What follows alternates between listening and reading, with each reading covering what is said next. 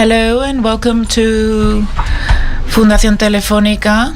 They say that at certain moments we not only look at a book, we look at the cracks between the pages. Sometimes we not only listen, but we also hear the echo that goes beyond a specific moment. I think today is going to be one of those moments. We will be hearing from an extraordinary author, and we'll be talking about a conscience that has taken shape, a compass that doesn't only look at the north, but also talks about the essence of human beings. Today we will, with braveness, look into the future without ingenuity and with huge amounts of humanity, because in between the noise, the vertigo and the quick responses, somebody like Charles has decided to write slowly and to sow noble questions. Charles is a sower of potential futures. I could talk about his books, his chairs, his works, collaborations with universities, schools and foundations, but I'm not going to do that. I'd rather talk about Charles, not only as somebody thinking about the future, but somebody who has felt it before it arrived. For this reason, he has talked with reason and with a strong heart to a world, the world of education, that is eager to listen. Charles is one of these strange authors who writes as somebody who knits. He's a notable thinker. He doesn't recite theories. He listens to what has no name yet and shares it with a vision, with respect, with rigor, and with an unusual intellectual tenderness. His commitment towards education is not only based on technology, also on ethics. He doesn't seek the adaptation to the future. He wants to remind us how to preserve the essential to be able to navigate through the future. He's not only teaching what is new, he's also caring for what is true.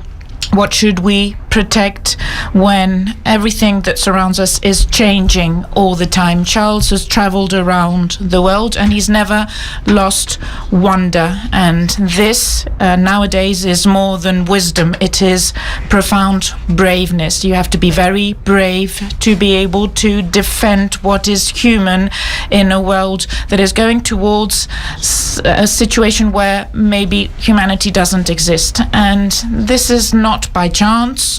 The work that we will present today comes hand in hand with the Center for Curriculum Redesign, based on Antoine Saint-Exupéry's perfection is achieved not when you can't add anything else, and it is achieved when you cannot take away anything else.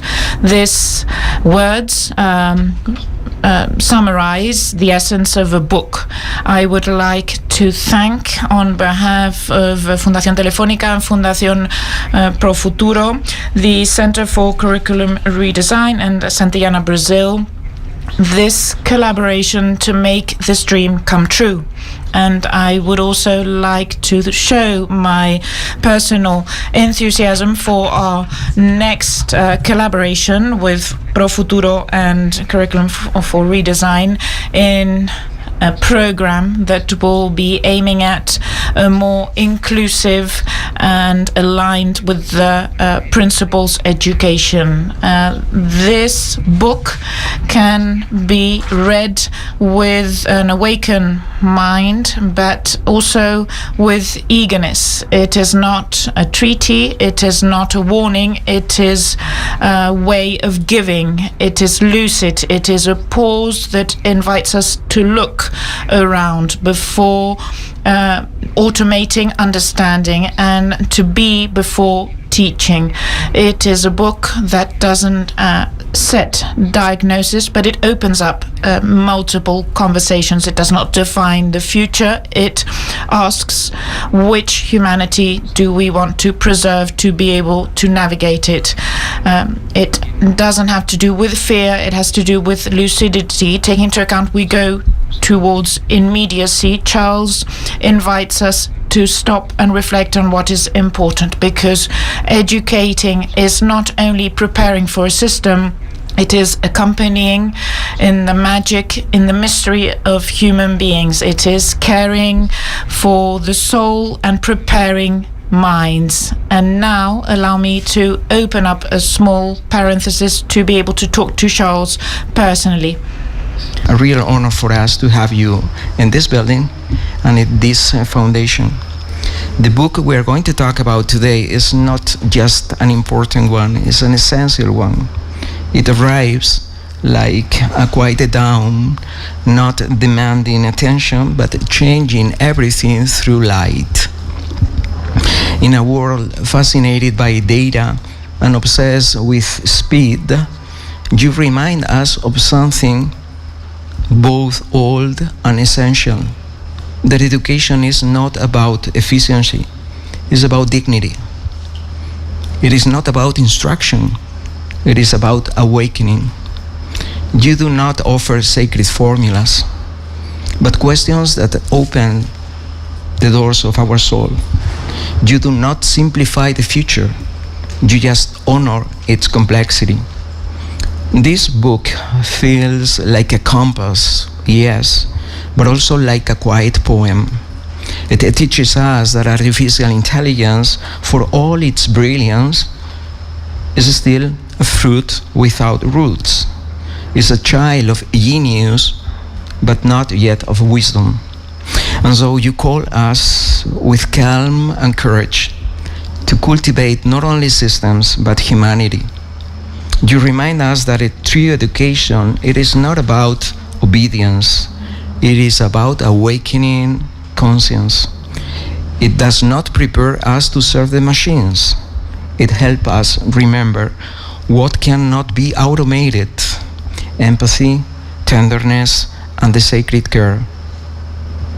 You speak of someone who knows that the future is not shaped by code alone, but the invisible act of those who in silence plant both hope and stars on the soil of the earth.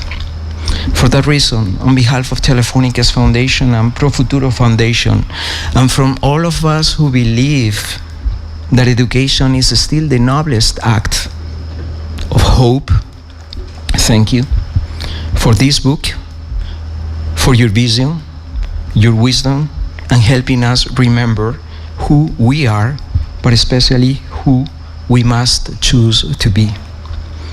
Puede que la inteligencia artificial... Maybe AI will change everything, but there will be something that cannot be changed.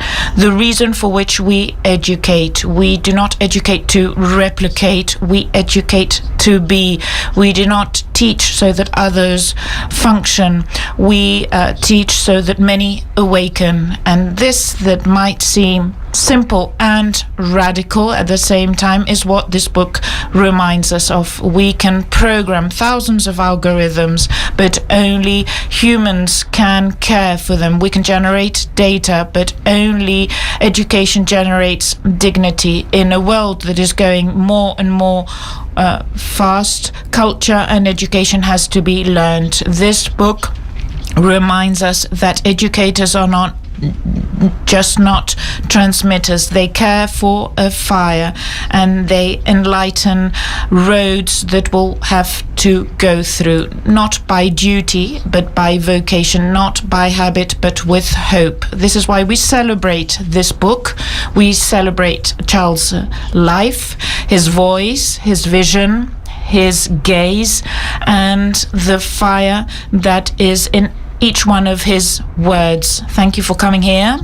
Thank you for telling us with beauty and truth what many of us knew but we didn't know how to say. And to all of you present here, I hope that this gathering, as the books of the past, will not close at the end of their pages. I hope this continues alive once it finishes. On behalf of Pro Futuro and Fundación Telefónica, thank you very much for being with us today.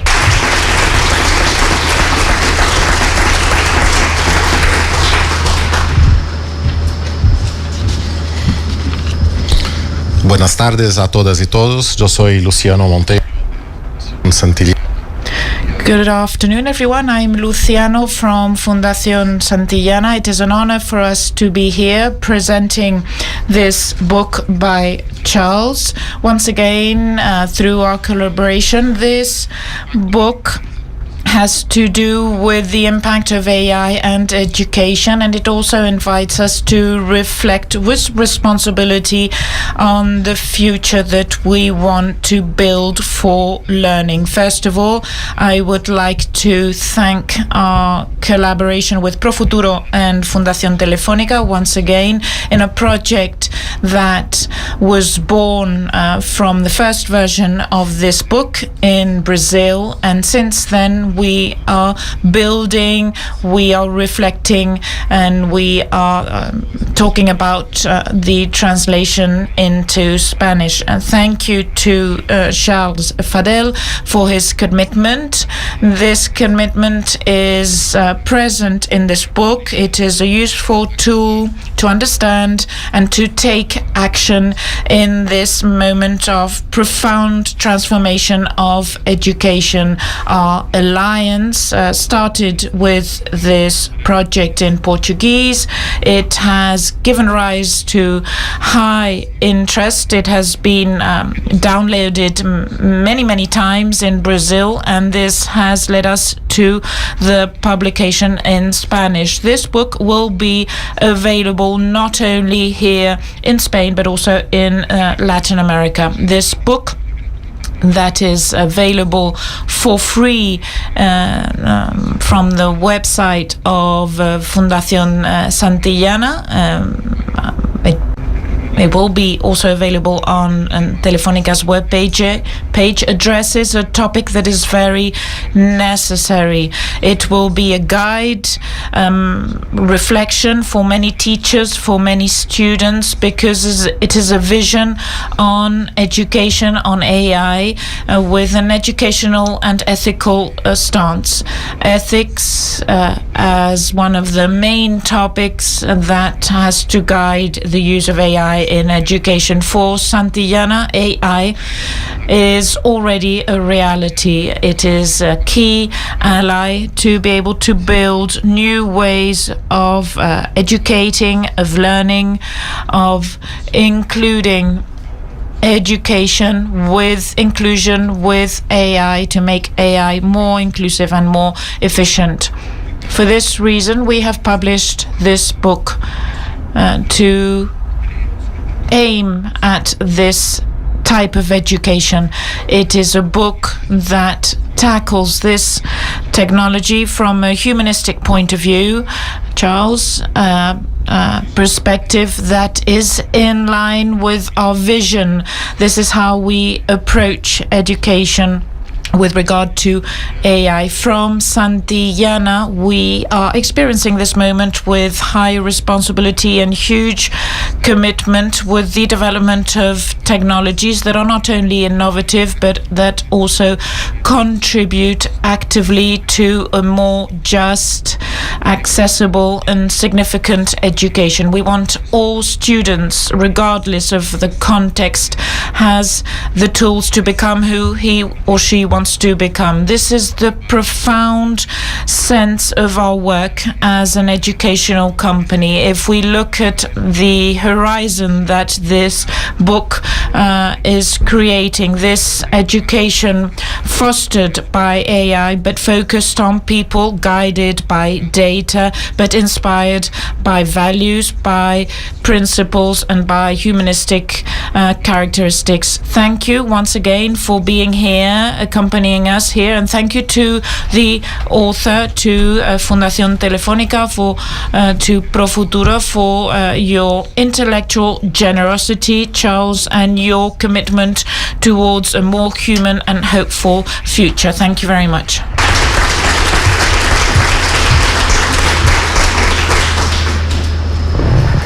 Well, thank you so much for these wonderful introductions. And I was thinking, I wish my mother could have heard you, because she's always asking me, what do you do again?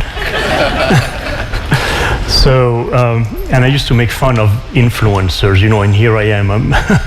So anyway, but I guess you can influence for more things than just perfume on YouTube. So it's a pleasure to be here, and congratulations for such a fantastic collaboration. I mean, collaboration is one of these skills we've been talking about, and it's been fantastic to see how well you have done working with each other, and how you're going to be disseminating this message across continents, literally. So it's very, very humbling to be here, and I have to thank you for this. So here we go. So the world is changing, and as you said, irremediably, and there's no escaping it. What we have to talk about, of course, is to what extent this is real versus hype. So very quickly, just in a few words, to introduce my organization, we're trying to always be ahead of the pack, because humans don't necessarily realize that they need something until very late. We try to anticipate and provide that ahead of the need. And that's what, to a certain extent, Steve Jobs has done with Apple. We started our work on AI in 2014. It's only in 2022 that the consumer world woke up because of ChatGPT. But this was easy for me to tell it was going to happen, because, well, sure, we work with all these organizations, but I started working on AI right after university. And so I could follow the trajectory. I studied engineering, electrical engineering, and so I could see the progress in microchips and how fast that was changing. So between the time I finished my studies and the time of today, all the devices you have in your hands, there's a 100 million-fold improvement in speed, 100 million times faster than when I graduated my engineering courses.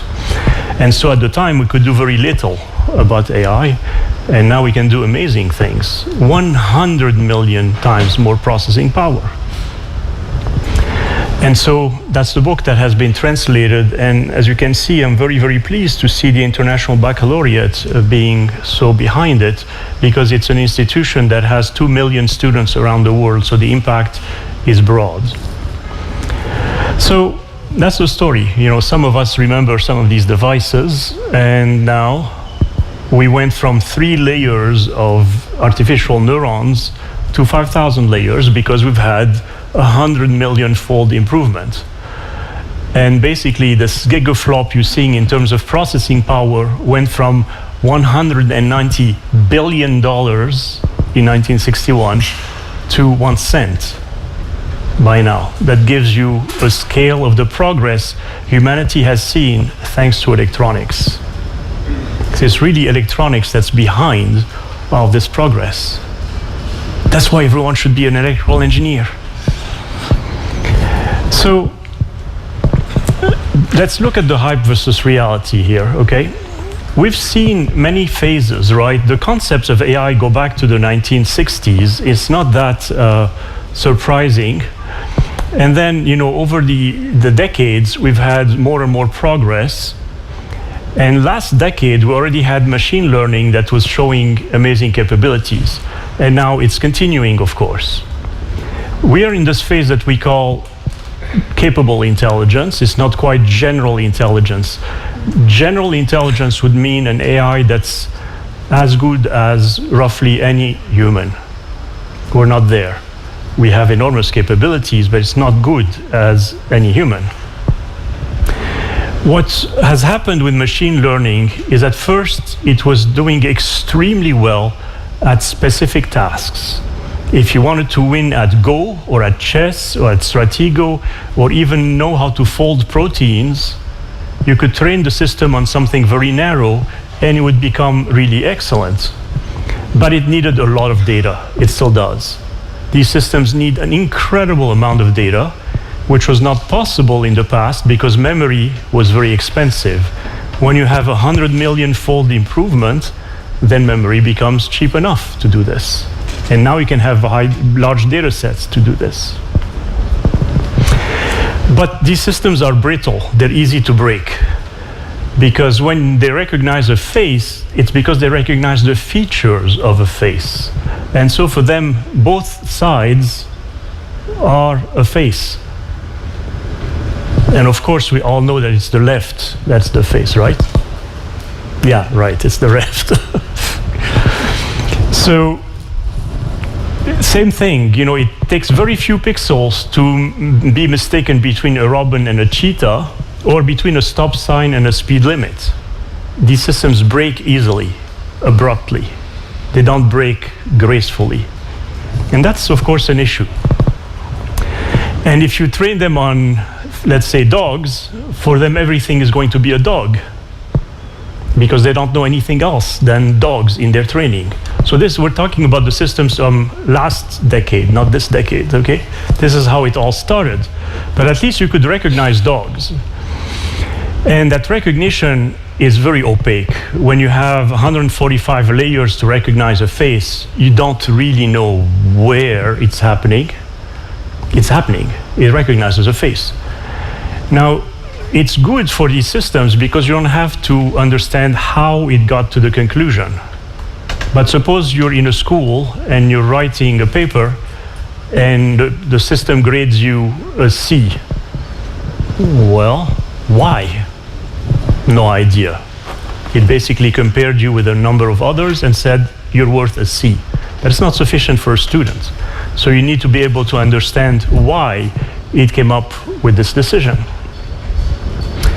But what has changed in this decade, literally since 2020 to 2022, is that we have suddenly the emergence of these systems that have infinitely more data than just dogs or just proteins or just Go, because they've been trained on the entire internet.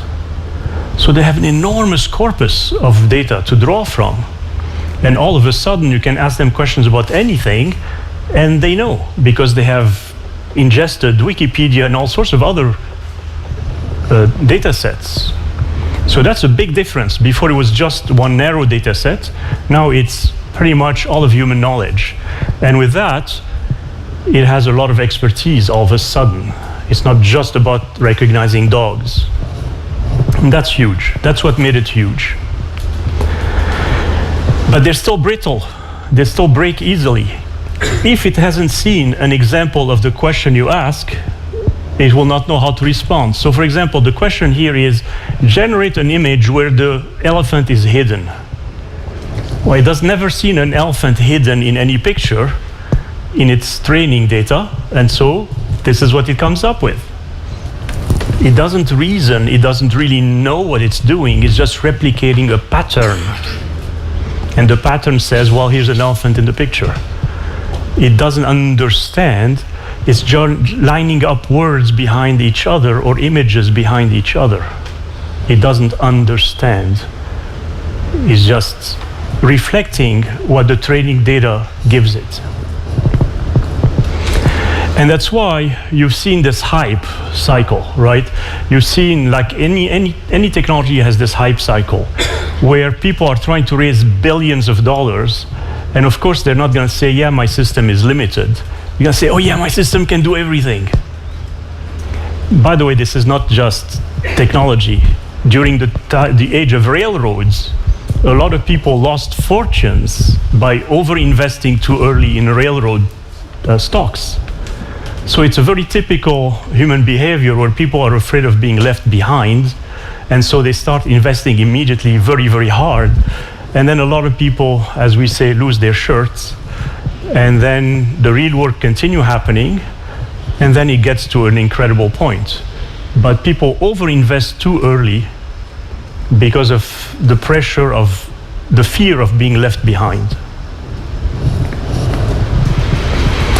And this phase is quite capable. Even if there was no further progress, we would have already so much at our disposal to understand and to use, because we have algorithms, we have multiple models, we have AI on our phones and on laptops starting next year, right? So it's not going to be just in the cloud, it's going to be even on your client. And that's going to allow us to run models on anything we want locally. So you can decide, for example, to upload your entire life and have a Socratic conversation with yourself or with your grandfather or whatever. So these capabilities are here. And from a technology perspective, what Pedro Domingos has said is that it's not just one technology that will win. You're going to need all of these technologies coming together. And we're seeing that this is happening. And this is what will be needed for the so-called generalized intelligence, AGI, which will happen sometime in the next 10 to 30 years. We're not sure. But at that point, AI will be as capable as a typical human at a wide range of tasks.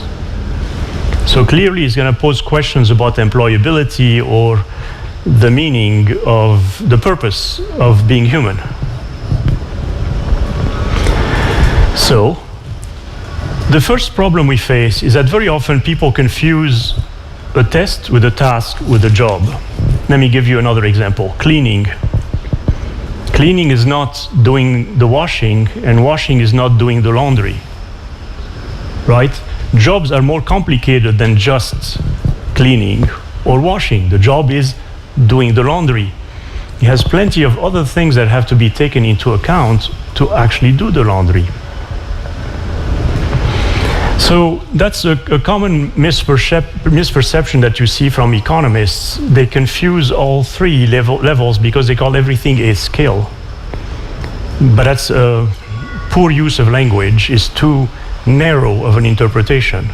You can easily pass the bar exam or the medical exam, but still not be a doctor or a lawyer. So we're also really bad at imagining new jobs. This is the World Economic Forum saying these are the jobs that it missed, the jobs they did not imagine would happen, and yet they happened. And so we're not good at imagining the new things that show up. And we were not good at realizing that people also adapt. Whether it's employees or employers, people adapt. They don't just sit waiting for the train to run over them. They work at adapting. I mean, students are everywhere already. And so this is perhaps a better way of looking at what's going to happen, in an optimistic way, but probably a realistic way too, which is to say, there are tasks that human can do, tasks that can be automated, yes, but there's going to be new tasks that show up because of that capability. I'm going to give you an example that I like about the new tasks. You know that these machine learning models are going to be interfacing with each other. So you're going to imagine the anthropologist, the kybernetologist, who's going to be looking at the interaction between language models the same way that an anthropologist would look at the interaction between humans and families and so on. So that's a new job. Take anthropology and adapt it to an AI world. So it's really hard to imagine these things before they happen. Excuse me, before they happen. That's where we're going, I think. And we overestimate in the short run the impact. We always think, oh my God, the sky is falling and it's going to happen tomorrow. But it does not. because of this hype cycle I showed you earlier. But nevertheless, over the long run, it's impossible to predict what happens. I'm going to give you an example. The humble SMS. At first, when the SMS started in GSM, we thought, who cares about transmitting data? I mean, messages with your thumbs? I mean, everyone was talking at the time. Sorry, young generation, you don't remember those words. But yeah, we used to talk on the phone, believe it or not. That's why they're called smartphones.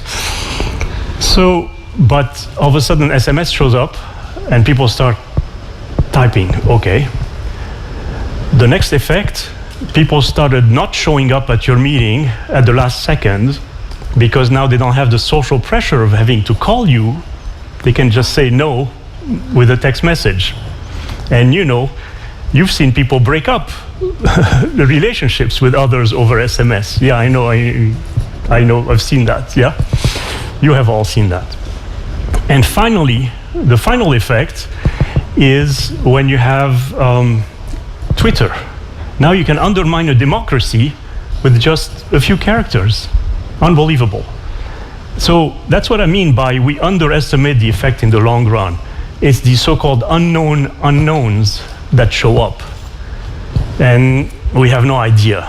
We'll see what happens. And we have to be wise enough to react fast and not let things run out of control like we have with social media. It's a little bit like we're like Jean-Marc Gaultier in 1899, trying to imagine how you would have a robot clean a floor. At the time, mechanical engineering was the high tech. He could never have imagined this. There were no cheap motors, small motors, and there was no electronics. It took another 50 years for electronics to show up. So how could he have imagined Roomba? And we're a bit in the same situation, trying to understand what's going to happen 20 years from now. Honestly, anyone who pretends to say that they know is deluding themselves. So what we do know, however, is that we're going to have amazing capabilities way beyond what we have now, and that education is still going to be around, and we still have to be relevant as educators. And education is very, very, very slow to adapt to changes. Now, some of it is not a bad thing because you don't want to overreact all the time, but also the pressure is there and we're not paying enough attention. Because this is what happens. Public policy lags technology. And you know, if you're playing football, you know that you have to run where the ball will be, not where the ball was. You cannot run behind the ball. And that's the situation here. So the consequences for us. When the Industrial Revolution happened, we saw this sudden shift in technology, and what we did was inventing mass schooling. Now with the digital revolution, we have to mass sophisticate education. That means we have to change the what and the how of education. And if you think about it, if you have children or you care about children or grandchildren or whatever, what one advice can you give them? If the world is changing all the time, much faster than anyone can adapt, really the only advice you can give someone is be as versatile as possible.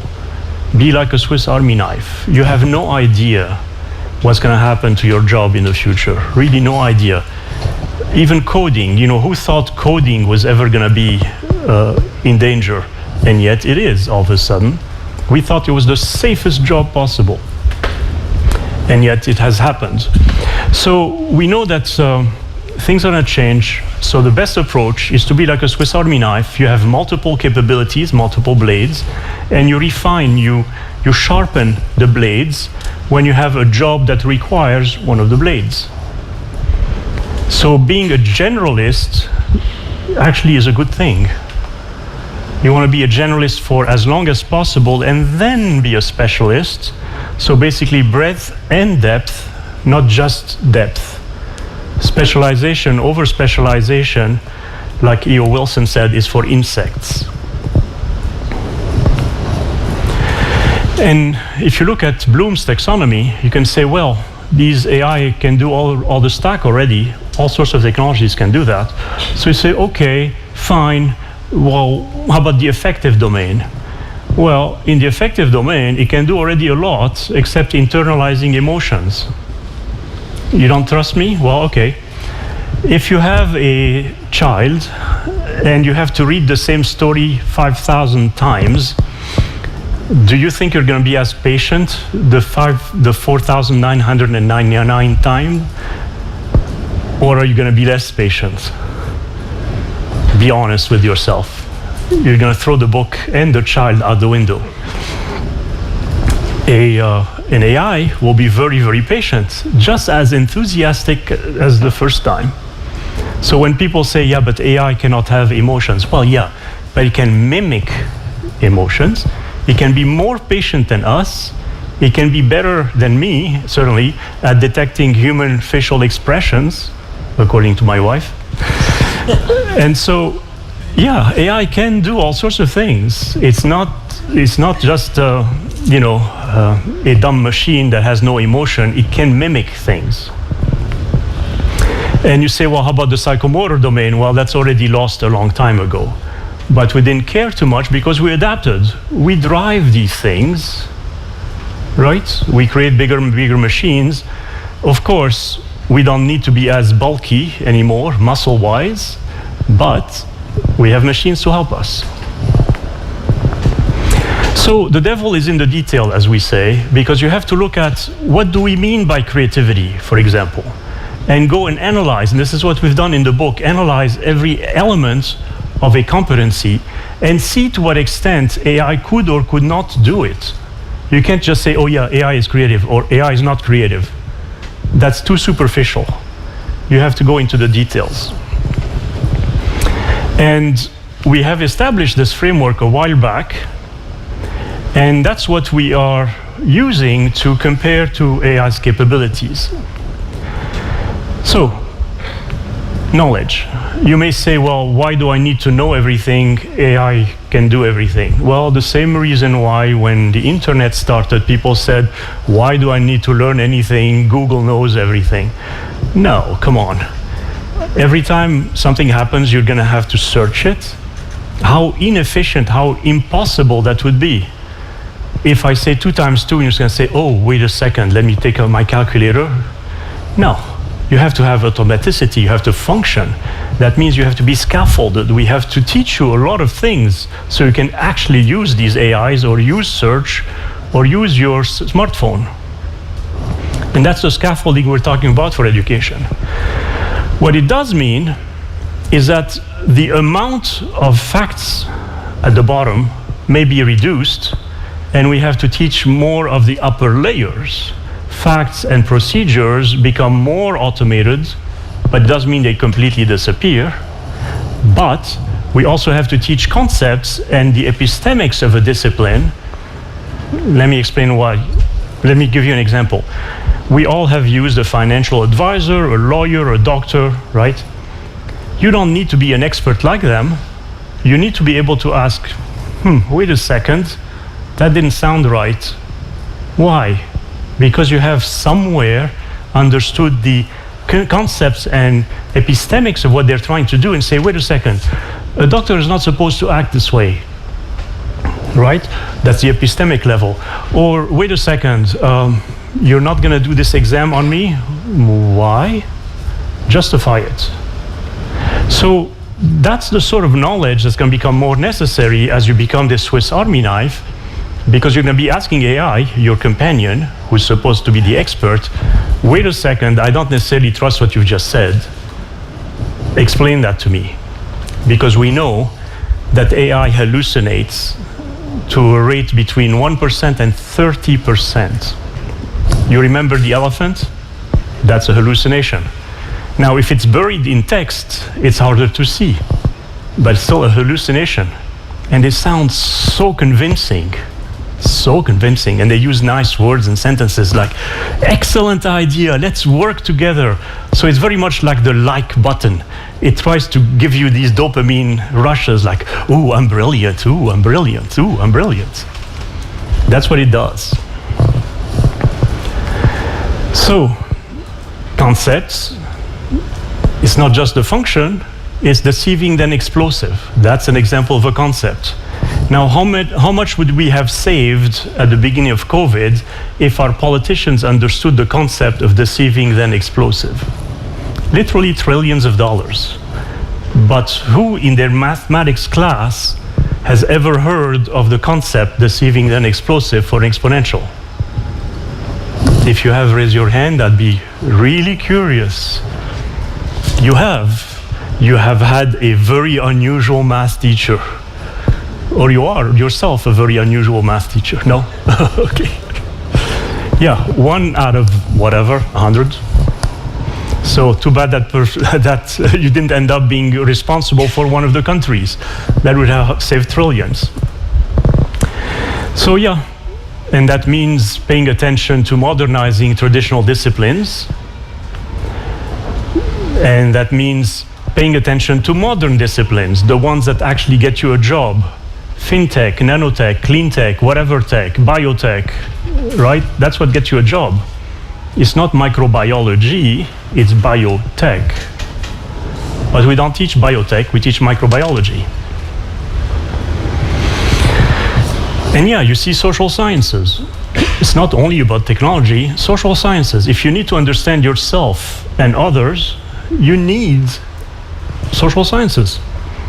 If the jobs are unclear, entrepreneurship is the job of the future. So that's clear.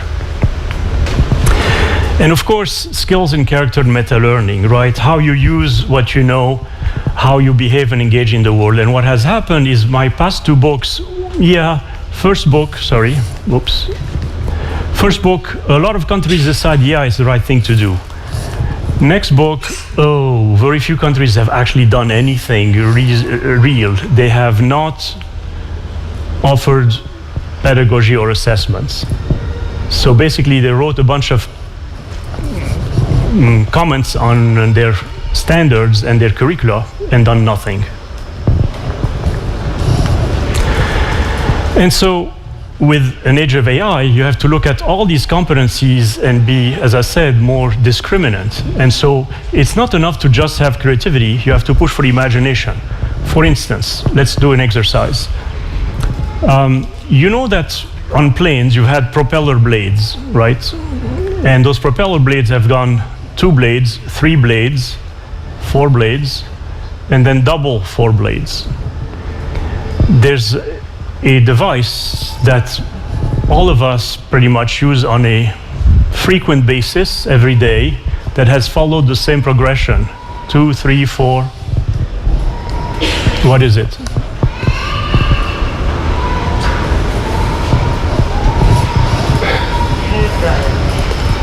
Almost.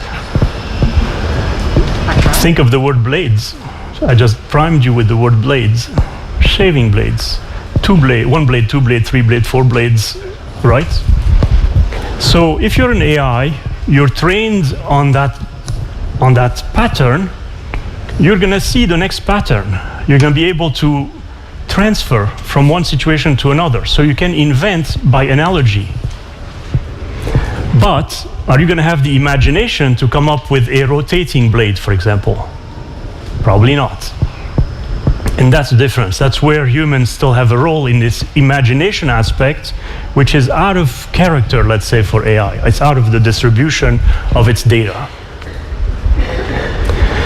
And so to almost finish, you have to remember that AI has an identity, right?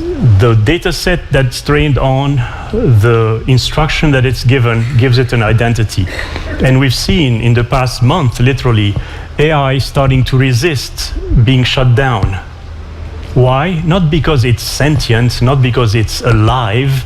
It's only mimicking all the stories it has seen in its corpus. And all the stories in the corpus say, ooh, bad human wants to shut down AI, AI fights back. So it's mimicking, it's literally a parrot to everything it has seen. So all the bad things about AI are the bad things about humans, accumulated through human knowledge. Don't blame the AI, blame human nature. AI is not a reflection of us because that's what it is. It's the corpus of human knowledge. Actually, I'm curious here. How many of you have watched the movie 2001: A Space Odyssey? Anyone under 40? That's your next homework. How about the movie Her? Her, okay. More, all right. Anyone who's not watched it, that's your next homework. You have to watch these movies to understand the impact of these things. It's really beautiful because you realize how brittle human instructions are. This is what Isaac Asimov wrote about and Arthur Clarke wrote about in their science fiction stories. Because all it takes is a small variation between what you think you have asked and what it has understood, and it creates a problem. So if you say, for example, your role is to make sure the mission succeeds, and you think you are the priority, you're wrong. The priority is the mission to succeed, even if it's gonna crush you over while the mission succeeds. You have to be clear about what you're asking and be careful of the consequences. So watch those movies. So it's super important, of course, for the students to remain motivated because they're gonna say, hey, I have the AI, can do these things, why do I bother? I can put my brain on autopilot. Well, if you activate their sense of agency and their sense of purpose, then you stand a chance because their ikigai is really what motivates them, their passion, their mission, their vocation. That's really what you have to call on. And a good way to do that is via projects. It's not just listening to someone like me talking, it's doing something as part of a project, something that you care about. So let's say all of us has to build a robot. But some of you will say, well, I want to build a marine robot or a flying robot. That's your agency. And now I'm going to say, as a teacher, what is your purpose with your marine robot? Then you say, well, I'm going to count plastic particles in the ocean. Yes. Or the flying robot, I'm going to help detect mines. Okay, great. That's the sense of purpose that comes with the agency. And then, of course, we're going to see adaptive systems. And this is how in 1899 it was perceived to be. So it's a cute metaphor, the books being crunched somehow and becoming electrical currents. It's not far from reality. I mean, it's a bit of a stretch, but technical stretch, but the mindset was there, the concept was there. And there are tons and tons of startups in all sorts of use of AI in instructional materials and student support and social tools, etc. We'll see where that all lands. But the vision for teachers really is to be the ones who stay in the classroom and contextualize and individualize the learning. That's not going to go away. We learn socially, but they will be helped by tools that will help them design lesson plans, measure the students, etc. And that's how the teachers need to improve. Basically, we're going to give them help. The exobrain or exoskeleton, in this case, help. I'm going to skip over this. The fear we all have is over-reliance. And remember the example I gave you about SMS? We're starting on that road now. We're afraid of the things that might emerge because of dependency. I'll let you read. Sorry, it's not in Spanish.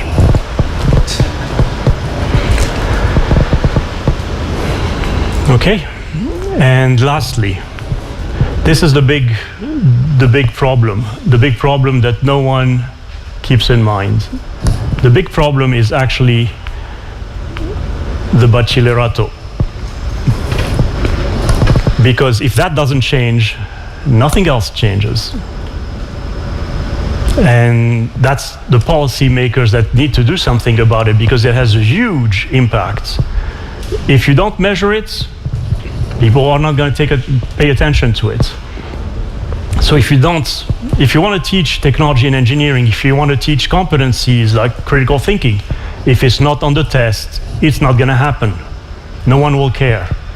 So really the call here is to wake up all the governments that are in charge of these baccalaureates and to say, you don't know it, but you are the blockage between us and a better society. You don't realize that you have this power, but you do. Because for them, they're just thinking, oh, it's just a baccalaureate. No, it's preventing all the progress of education. And yeah, at some point we're gonna get there, and we'd better get there fast because things are moving really fast compared to how education is going. So with that, thank you very much.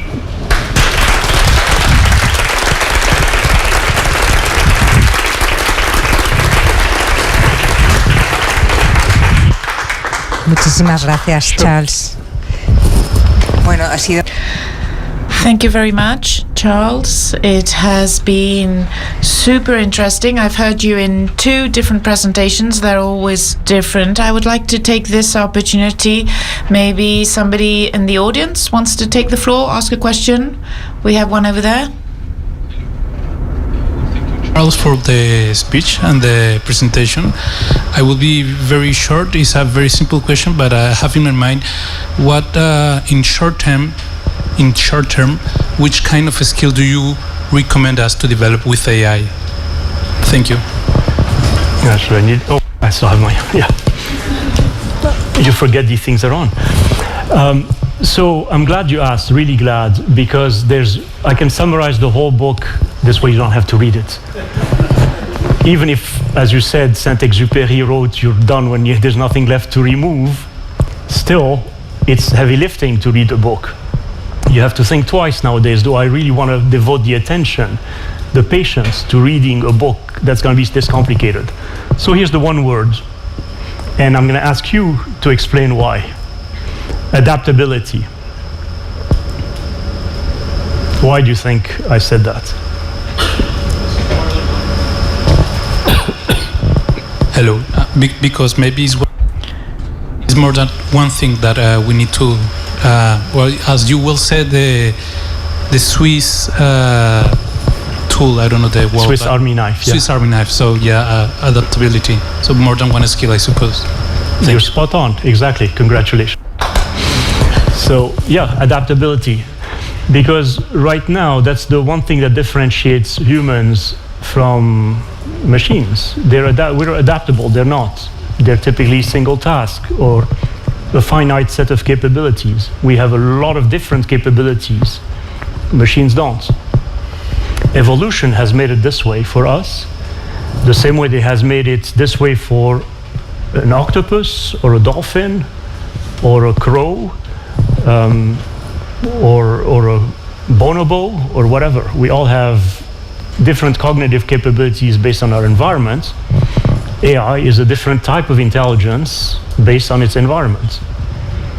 And we are adaptable, and it's not very adaptable. And so that's a forever advantage. Forever, let's say, forever lasts 20 years nowadays, right? After that, no one knows. And what comes with adaptability is self-directed learning. You can never say, okay, well, I've gone through college, I even have a PhD, and now I'm done. You're never going to be done. There's always going to be something that's going to come and chase you. So in essence, it's the competition of zoology that we're creating for ourselves with our own machines. It's ironic, isn't it?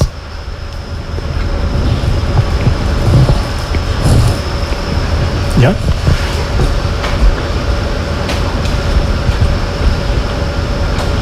In terms of policy, are there any countries that you think are at the forefront in adapting to AI in education? Yeah, I get this question frequently because people are always hoping that someone else has done the hard work. No one has.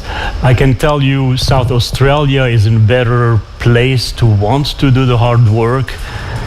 Singapore had done the hard work, but now is resting on its laurels. Same for Finland. No one is really profoundly rethinking what this implies from a what perspective. Everyone's focused on the how. What do I do tomorrow in my classroom? Are the students cheating with this? Okay, valid questions. But the how we're going to be dealing with for 6 to 12 months, it will be resolved. It's the what that takes a lot of time, and it's dependent on policymakers, and that's what no one is paying attention to. It's really hard because it forces you to go into difficult political conversations about what matters in terms of knowledge. So imagine the situation. This is what's going to happen, right? They're going to bring the same mathematicians as always, academic mathematicians, and they're going to defend their baby because, you know, they wrote their PhD on trigonometry, and so they're going to defend that to the end. So everything ends up being adding, which is not possible. It's already broken. What you need is the users of the disciplines to be in that conversation. So that's what we do. We have engineers, we have social scientists, and they overweigh just the academics of any discipline. So we have politicians and lawyers weighing on the conversations about history, not just historians. Because everyone thinks that you want to become a historian or a mathematician. Absolutely not. I want to be able to use those disciplines. And that's why you need to have the users of discipline in the conversation, and that's not something that typically jurisdictions do. Because, you know, it's risky. They think that the experts know better, but actually it's a different type of expert that they need, not the academic experts, the real life users experts.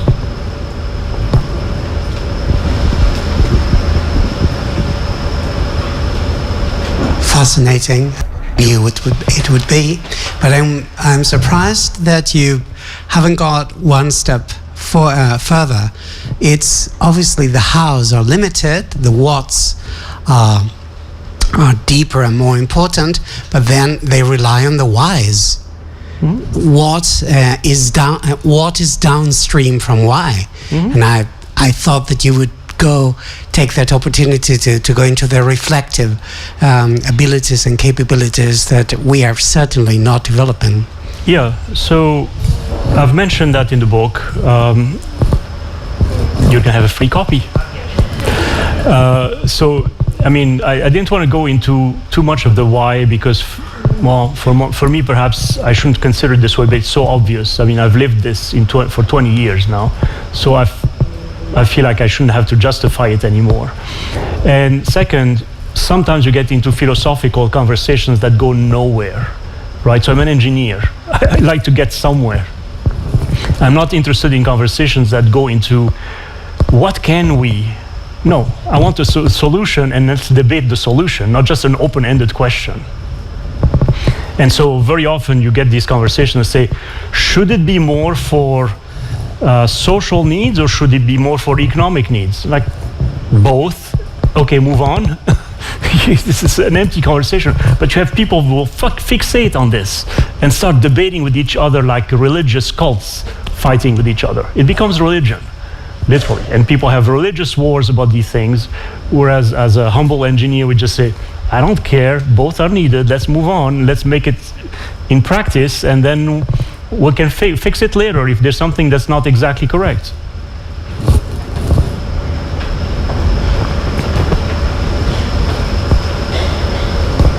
You can be practical and yet at the same time intellectual. It's not one or the other.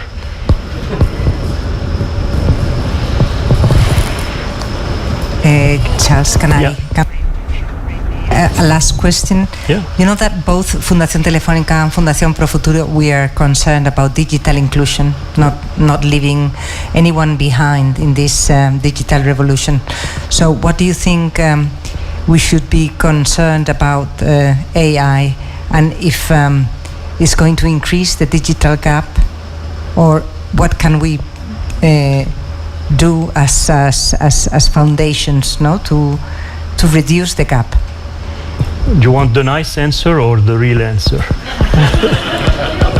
The real. Yeah. The real answer is all you can do is minimize the rate of spread between in the gap. You're not going to close the gap. There's nothing that can close the gap. For one, let's look at it this way. For one, your geographic situation is going to have an impact. You're never going to have the level of services you have in a city in a remote place in the mountains. Sorry. In a city, you can have a store entirely dedicated to shirt buttons. You're not going to have that in a village. You're going to have only the basic things in a village. That's normal. You're not going to have a fiber optic node in your village. It's going to be in a place like here. So you're never going to have the same level of access if you're far away from a dense population area. Now, sure, you can compensate for it via satellites partially, but that's a question of cost and return and all that. And governments have done that with rural electrification, rural internet, etc. But there are limits. You're never again going to have the same kind of speed of access if you're sitting on an optic fiber node or if you're far away with a 56K modem. It's just not going to happen the same way. Impossible. Technically really hard. You need satellites, that's costly, etc. Second, we ask education to solve all the problems of humanity. That's not fair. Really, it's not fair. If you look at the success of an individual, okay, just very scientifically here, 50% of our success depends on our genes, whether we like it or not. We're born with a hand, with cards in hand, and we can play them the best we can, but not everyone's going to be Einstein, not everyone's going to be Obama, etc. It's just a rare combination of individuals, a rare type of individuals that make it to that level. Not everyone can be in the top 0.01%. That defeats the very statistic nature of a population. So you're never going to have perfect equality just from the genes onwards. What you can have is push everyone to be as good as they can be, but you're not going to have everyone identical. Not going to happen. Second, the other half. 30 percentage points are due to your environment. Where you're born, your parents, are they educated or not, blue collar, white collar, etc. That's going to have a huge influence. The friends you have, etc. A huge influence on what you become. And then you have 20 percentage points for education. So it's not fair to ask education to compensate for everything. It's just not going to happen. What education can do, again, this is the realistic engineer talking, forgive me, I'm not as much of a dreamer, but I'm not the only one, is accept that there are limits to what we can do, but we can max out what we can do. So I'd rather have more modest goals that are achievable rather than idealistic goals that end up just being philosophical conversations. It's just my temperament, sorry. That's my 50%. I was born that way. Other questions? Everyone's tired? Time to go home? You haven't flown all night last night. I have. I should be the one tired. Bueno. Yes, I'm on dopamine, yeah. Bueno, Charles, well, then I suppose also that you're also tired? No, Yeah. no, now I can go all night. Now I can go all night. It's tomorrow morning, a different story. Okay. All right. Question? No. Okay, thank you. Thank you very much. My pleasure. Thank you for hosting me. Thank you for this.